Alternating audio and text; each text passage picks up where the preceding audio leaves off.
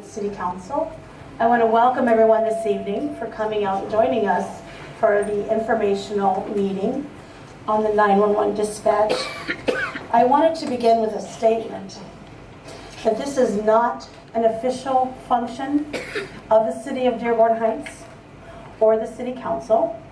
It is an information meeting similar to office hours to present our residents, you folks who are attending this evening, with information that has been presented to the Dearborn Heights City Council.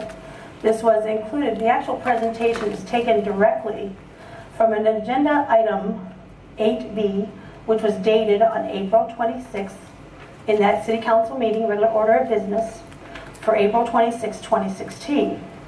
So we're going to go through the PowerPoint presentation, and again, it's taken directly from that, and it's public information. And you will have a chance at the end to make comments. However, I want to reiterate, though we do have a few elected officials here, and others, they are not in the capacity of city council members or elected officials. They are here to listen to you. They want to hear, your opinion and what you have to say. So they will not be able to respond to you this evening. We want to be very clear. I have talked to the Attorney General, the Michigan Attorney General's office, several times over the past 2 weeks, as well as Michigan Municipal League, to make sure we are very clear and we are not violating the Open Meeting Act. So there will not be any deliberating, debating, or decision making this evening. It's to present you with the information as it has been presented to us. So we're increasing awareness of what the proposal is as far as what we already have. All right, so we'll go ahead and begin. And again, I really do thank you for being here, for everyone who is here. So Marissa, go ahead. My daughter Marissa is running PowerPoint for us tonight. So if you see me doing this, I'm giving her the okay to go to the next slide. This came directly from that agenda item 8B. And it was attached, this is actually the backup documentation, as presented to the City Council body with a consent letter that was approved by the Dearborn Heights City Council with a vote to 6-1. Marissa, go ahead and flip it. All right, so this comes from the City of Dearborn. And they're going to tell us, here's your first slide, benefits of consolidation. The City of Dearborn is committed to building a state-of-the-art 911 dispatch center in what is now the new Dearborn Administration Center, known as DAC. They are and have been engaged in talks with surrounding communities about the consolidation opportunities within the new 911 center. Here's 7 communities, and we'll get to this slide, but I'm going to go ahead and tell you that who they are now, since it is included in the presentation. Dearborn, Dearborn Heights, Melvindale, Garden City, Wayne, and Westland. So it's 7 communities.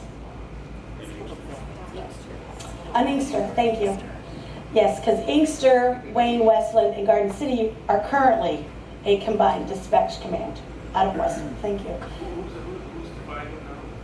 Right now, Westland, Wayne, Inkster, and Garden City are combined. This includes a move to the MPSCS 800 megahertz system, which is required. Currently, Dearborn Heights does have that requirement, meets that requirement with our equipment.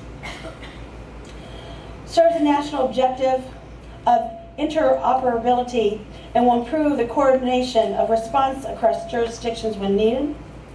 Improved service to individuals calling for emergency assistance.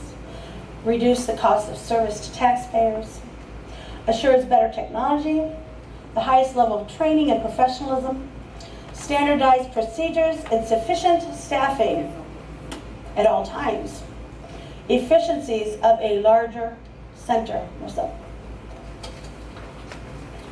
This is an update with progress to date.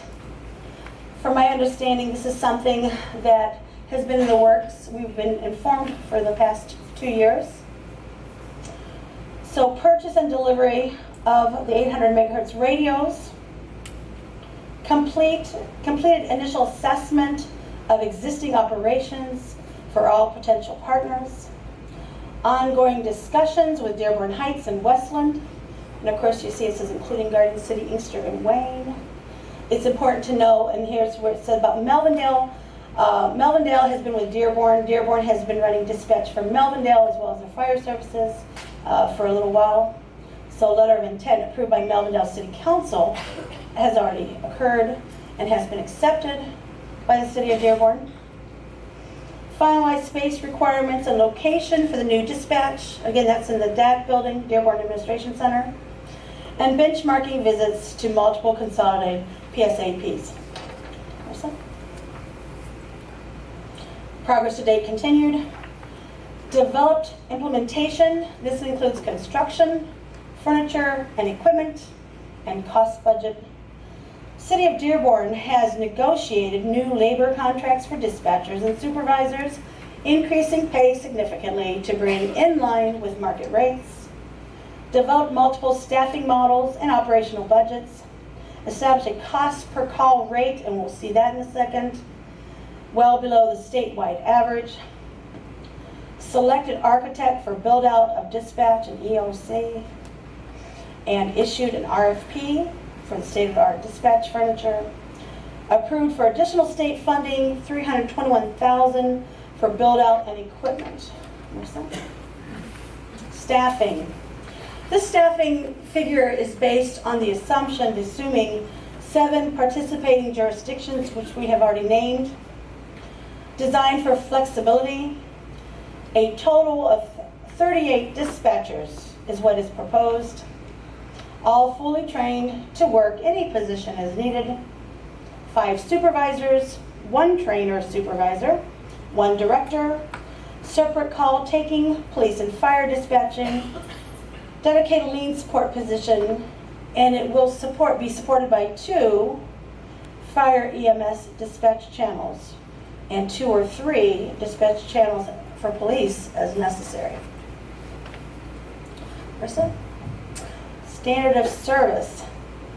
The service shall be based upon the State of Michigan Emergency 911 Service Standards for 911 operators, effective 2013. Will follow the established basic and advanced training and continuing education requirements for 911 operators, and this is statewide. Dearborn will provide regular reporting and performance metrics as agreed upon participating jurisdictions. The City of Dearborn will furnish all labor and materials necessary to receive and dispatch all police, fire, and medical calls pursuant to agreed protocols. Dearborn will treat all emergency calls with equal priority based on need and response protocols without regard to the origin of the call. Dearborn will provide all internal and external complaints received regarding dispatch services and a method for complaint escalation and resolution. Dearborn will not change protocols for emergency call taking and dispatching without prior review and agreement with participating jurisdictions. Governance. The City of Dearborn has full responsibility and authority over the Consolidated Dispatch Center. Participating jurisdictions are contracting for service with the City of Dearborn, and in parentheses, this is not a joint authority. The City of Dearborn commits to being entirely transparent and responsive to participating jurisdictions. A service level agreement will specify the quantity and quality of service provided. Standard reports of quality and efficiency will be shared on a regular basis. Citizen complaints will be shared openly with the originating jurisdiction, and plan of correction will be made when appropriate. The City of Dearborn is committed to being responsive to participating jurisdiction needs and operating protocols. Regular meetings with command staff will occur to discuss and resolve operational issues.